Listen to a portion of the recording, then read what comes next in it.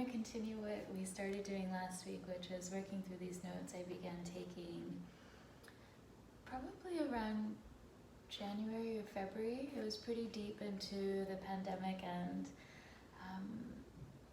we weren't quite sure that things would ever really go back to normal. So it was dark, it was difficult, but of course yoga was very central to my life then, as always. So I started taking notes and going deeper into what I thought was the spiritual aspect of practice, and also that I thought that the spiritual aspect of practice would be somehow elevated or better than just the physical work.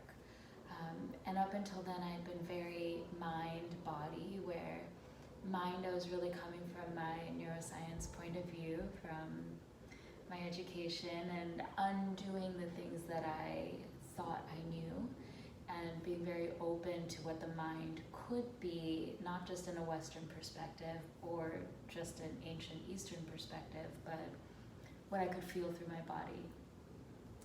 So what I wrote on this day was, where does mind equal body? And then I wrote equals breath question mark. Because up until then, I always thought that breath was the way to connect the mind with the body.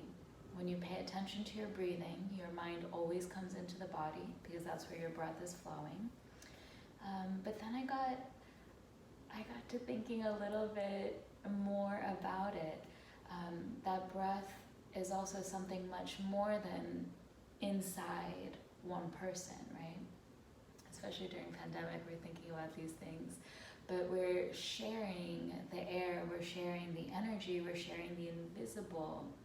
So that's what I wrote afterwards, is where does the tangible meet the audible? And that's in the invisible. And I really love that the body is very tangible, of course you can touch it. That the mind, you can hear it, kind of, the breath, you can definitely hear. So the tangible, the body, the audible, the breath. And when you can hear your breath, that's when your mind is calm and still and attentive enough that the thoughts are not overwhelming your sensory facilities, your inner senses, what you hear within yourself. And then I wrote that the spirit work, the work of the spirit work, and it works through the body. And I always thought that breath equals spirit. I think that was for me a really nice way of sidestepping the whole question of, are you spiritual? Which I never really liked that question. But the spirit, right, to inspire, to inhale, these words are very etymologically connected. And that the breath is the spirit, and that you breathe in and breathe out the spirit, your life. And when you work your body and you work your breath as one, you realize that the spirit is working the body, and a strong body is required for strong breath, for strong spirit. And then the last thing I wrote, and this is just like a very brief page that I'm talking a lot about, is that mind equals attention. We spend so much time wondering what's going on, changing my mind, making up my mind. But really your mind is just what you are attending to, and that tells you what you are perceiving. Now if your mind is very busy and you are full of ideas and expectations and plans and things that you need, or things that you are afraid of, or just things, right? Then the container is so full of content that you can't see the shape of the container, or you can't understand what the mind actually is.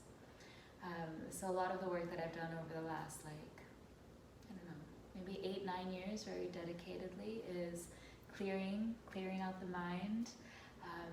And when you feel that clarity of mind, when you can hear silence within you, and you can work the breath as something powerful and tangible and audible and spirit, in a very real sense of spirit, then we realize that the mind is just what we are attending to. And that's it. hope that inspires something in you. And I will post again soon. And thank you for watching.